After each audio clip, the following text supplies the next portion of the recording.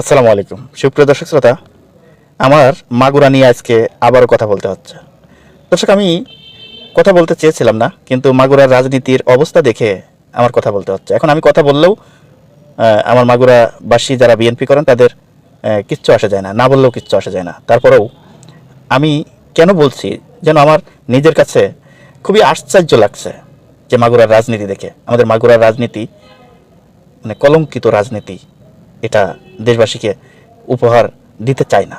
তাই মাগুরাবাসীর জন্য, যেহেতু আমার বাড়ি মাগুরা, তাই আমি মাগুরাবাসীর যে রাজনীতি, এই রাজনীতিটা হোক স্বচ্ছ রাজনীতি, কোনো হিংসা নিন্দা কোনো কিছুই এই রাজনীতিতে যেন না থাকে। যারা বিএনপিকে ভালোবাসেন, যারা বিএনপি করেন, আমি তাদেরকে বলবো যে এই ভুল রাজনীতিতে আপনারা সামনের দিকে এগোতে পারবেন না। সঠিক রাজনীতিতে ফিরে আসুন।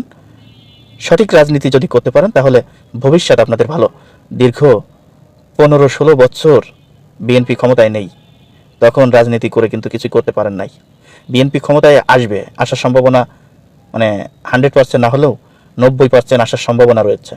এখন এই 90% আসার সম্ভাবনা থাকা অবস্থায়ও যদি সেই ভুল রাজনীতি করেন, তাহলে সামনে রাজনীতিতে কবে সফলতার মুখ দেখবেন বলেন?